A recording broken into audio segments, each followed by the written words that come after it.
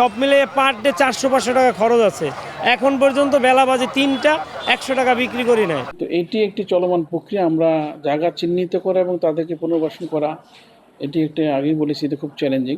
সকাল থেকে রাত গুলিস্তানের ফুটপাতে ক্রেতাদের ভিড় লেগেই থাকে। পোশাক, জুতা, ব্যাগ, প্রসাধনী থেকে শুরু করে নিত্য প্রয়োজনীয় নানা পণ্যের ব্যবসা চলে এখানেই।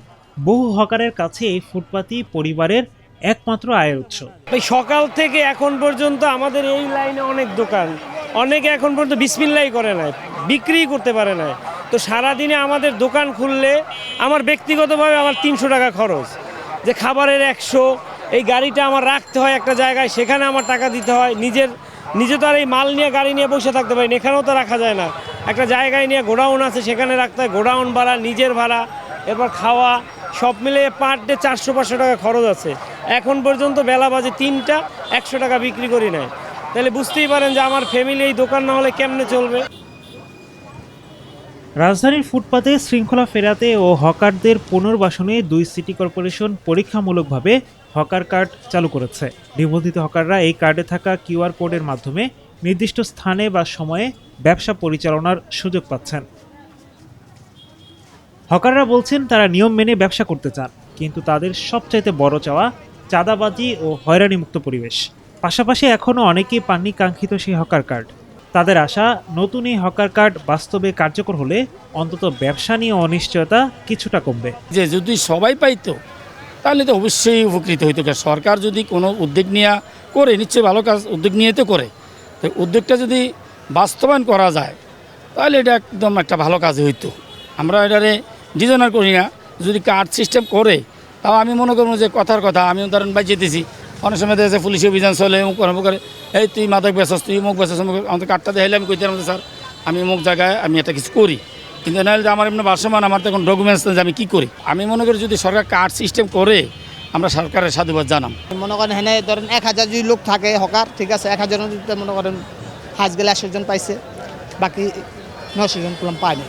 ওই 900 জনের আগে করবো, কাট করবো, তারপরে হেরাই মানে যারা কাটটা করে দিব হেরাই সিদ্ধান্ত দিব যে আঙ্গু কোন জায়গায় এটারে করে দিব, বহার জন্য উপযুক্ত করে দিব। এখন যেহেতু হেরা এটা কোনো লইতে আসছে না, সিদ্ধান্ত লইতে আঙ্গুর কিছু করার নেই। আপনার যদি আমাদের যে স্থায়ীভাবে যদি জায়গা করে দেয়, ঠিক আছে, তাহলে তার অভিযান চলবো না। আর যারা বেআইনিভাবে যারা লাগাইবো রাস্তাঘাটে, এটা অবশ্যই অভিযান চলালে ভালো হইব। আমরা মনে করি একটাই, যে হকার কার্ড আসছে, অনেকে আবেদন করছে, আমি নিজেও আবেদন করছি, কার্ড পাবো। আমাদেরকে যদি স্থানান্তর করে কোথাও দেয় আমরা যাব, আর যদি স্থানান্তর না করে আমরা আমাদের জায়গায় থাকবো। কারণ আমাদের পেট চালাতে হবে, আমার একার জন্য আমার ফ্যামিলি চলে, প্রত্যেক ভাইয়ের প্রত্যেকের ফ্যামিলি এই দোকানের উপরে নির্ভর করে। আমাদেরকে উচ্ছেদ করে কোথায় দিবে? তারা জায়গা তৈরি করবে, আমরা সেখানে যাব। আমরা তো বলি না যাব না, প্রতিদিনই তো আমাদের উচ্ছেদ করে। তবে ভিন্ন অভিজ্ঞতার কথা বলছেন পথচারীরা। তাদের অভিযোগ, অনেক সময় পুরো ফুটপাত জুড়ে বসে যায় দোকান, ফলে বাধ্য হয়ে ব্যস্ত সড়ক দিয়ে চলাচল করতে হয়। এতে প্রতিদিনই বাড়ছে দুর্ঘটনার ঝুঁকি।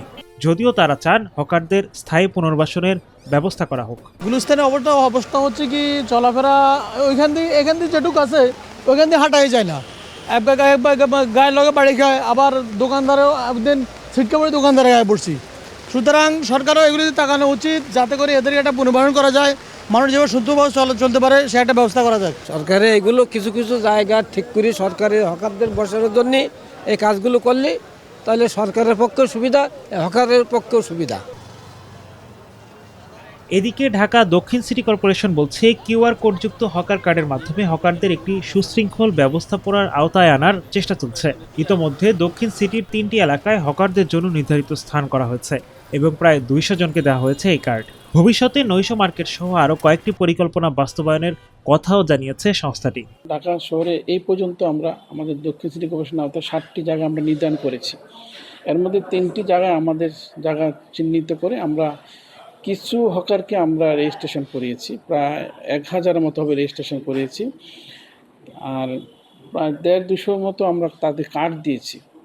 তো এটি একটি চলমান প্রক্রিয়া। আমরা জায়গা চিহ্নিত করা এবং তাদেরকে পুনর্বাসন করা, এটি একটি আগেই বলেছি, এটা খুব চ্যালেঞ্জিং। তারপরে আমাদের চিন্তা আছে যে এগুলো পর্যায়ক্রমে আমরা সান্ধ্যকালীনের কথা চিন্তা করছি, কোনো কোনো জায়গায় নাইট মার্কেটের কথা চিন্তা করছি।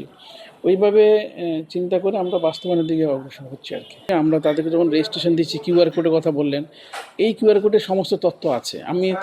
আমি তাকে কোথায় তাকে এই স্থানটা নির্ধারণ করেছি, সে কোথায় ব্যবসা করবে, দিন শেষে সে করবে, তো এই কিউআর কোডে কিন্তু তার সামগ্রিক তথ্যটা এখানে থাকবে। তো এই জন্য যে কোনো লোক, যে কোনো মানুষই যেন ওই কিউআর কোডে তারটা করতে পারে, যেন সবাই জানতে পারে যে তার কোথায় তাকে দিচ্ছি, সে সঠিকভাবে ব্যবসা করছে কিনা। সিটি কর্পোরেশনের আশা এই উদ্যোগের মাধ্যমে কে কোথায় ব্যবসা করবেন তা নিয়ন্ত্রণ করা সহজ হবে। তবে মাঠ পর্যায়ে নিয়ম বাস্তবায়নই হবে সবচাইতে বড় চ্যালেঞ্জ।